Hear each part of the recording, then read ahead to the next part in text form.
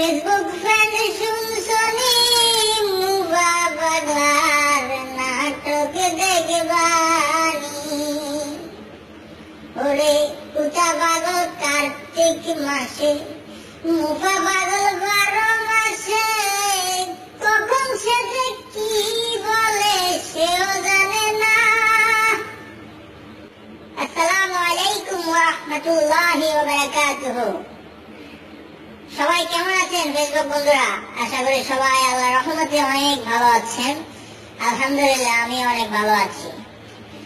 আপনাদের সাথে আজকে এমন এক লোকের সাথে পরিচয় করিয়ে দেব যে কিনা একজন মানুষও না, জানোয়ারও না, সে তার মাঝামাঝি। জানোয়ার থেকেও খারাপ, মানুষ থেকেও খারাপ। এই জন্য আমি তাকে জানোয়ারও বলি না, মানুষও বলি না, সে দোনোটার মাঝখানে। আচ্ছা যাই হোক, এখন জানোয়ার বলে তাকে সম্বোধন করি, যেহেতু একটা কিছু তো বলতে হবে, মাঝখান দিয়ে আর কি বলবো। তো এই জানোয়ার সবাইকে নিয়ে কথা বলে।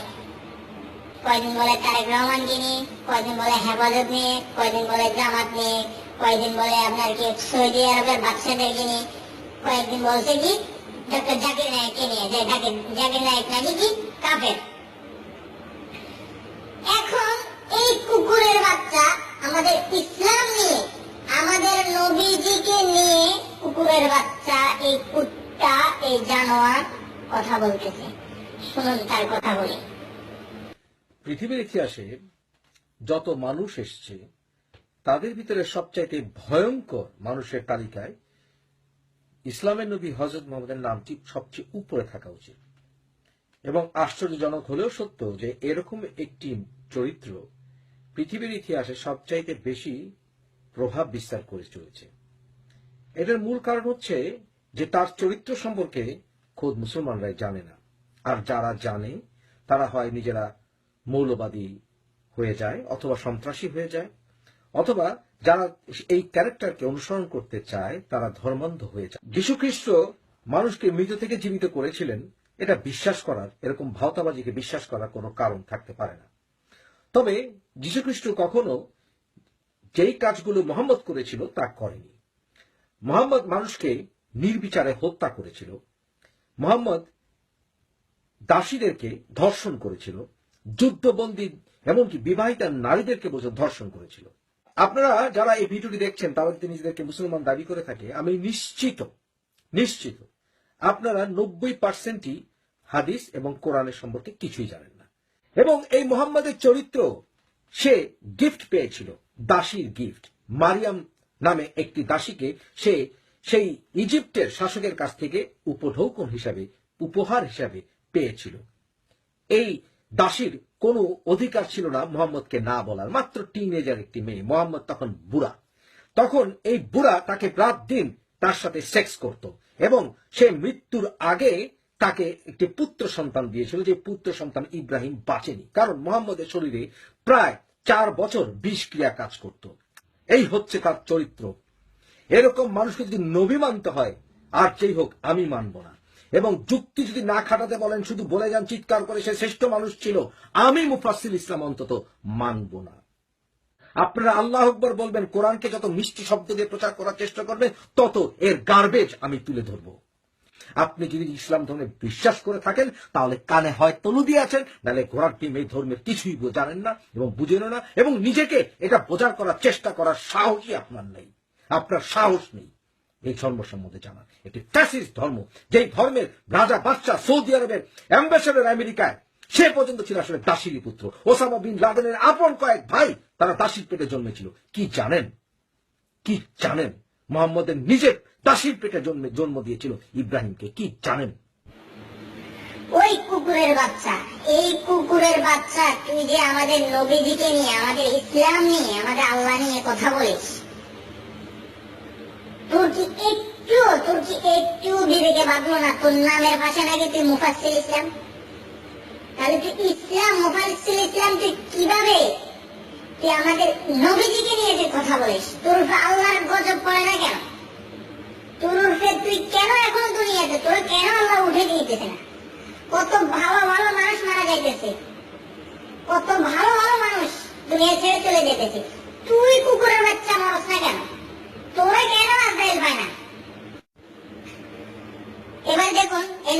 বাপ মারা দেখো। কিরে তারেক রহমান, তোর চামচারা আমাকে পরোক্ষভাবে হুমকি দেয় কেন? কিরে তারেক্কা?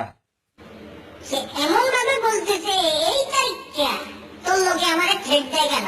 এ বেটা এ, তুই পাবলিকের বুঝাইতে চাস তোর জুবলির ভিতরে থাকা তারিখটা তোরে চিনি, তারেক রহমান তোরে চিনি। হ্যাঁ, তারেক রহমান তোরে থ্রেট দিয়েছে। হ্যাঁ রে বেটা, তোর যে জুবলির ভিতরে পিছন দিয়ে তুই বই কটা রাখছস, বই বলে তো মনে হয় কিনে এনে ঢুকেছিস, এগুলা দরজ নাই। তুই নাকি কি আইনজীবী বালতাল? তুই যদি আইনজীবী হোস সারাদিন তুই কেমনি ভিডিও বানা দেনে বইয়া বইয়া, তোর কোনো কাম নাই। তুই না বলে কি আইনের বাল ছিল নিয়ে নে বাইন সব কোথায় আর। খেলা হবে, খেলা হবে। এরপরে তুই কি করতেছিস? তুই নাকি খেলবি? এ বেটা এ, তুই কি খেলবি? এই যে দেখ, এই যে হিজড়া, আসলে আমি এটা করতে চাই নাই, জাস্ট মানুষের দেখানোর জন্য বলছি। এই যে দেখ হিজড়া, হিজড়ার মধ্যে তোর মধ্যে কোনো পার্থক্য আছে? কোনো পার্থক্য নাই। তুই যদি হিজড়া নাই হস, তোর বউ তোরে ছেড়ে গেছে কি লেগা? তুই আমারে ক, তুই আমরে ক, তোর বউ একে একে তোর দোনোটা বউ তোরে ছেড়ে গেছে কি লেগা? তুই হিজড়া না হলে তোর তো ওইটা নাই, খানকির বলা।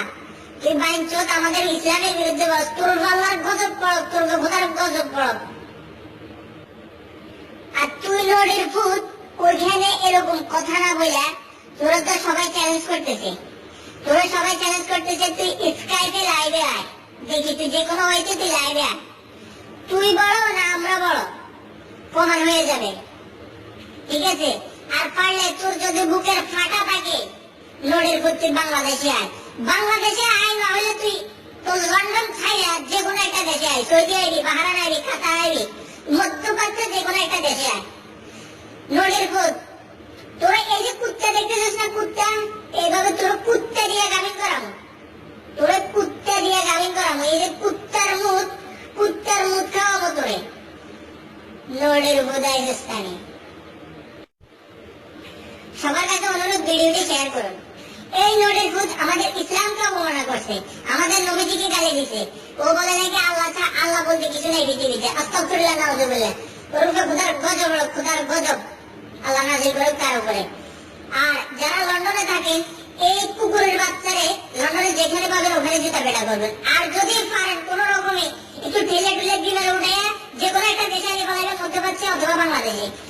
এই নড়ির ফুটের মাথা থাকবো না বডিতে, শুধু বডি থাকবো ইনশাআল্লাহ। শুধু তাকে যে কোনো ভাবে লন্ডন থেকে পাঠান। আর আপনারা যারা লন্ডনে আছেন, এই নড়ির ফুটের যেখানে পাবেন এখানে জুতা পেটা করবেন। ওকে, সালাম আলাইকুম, আল্লাহ হাফেজ।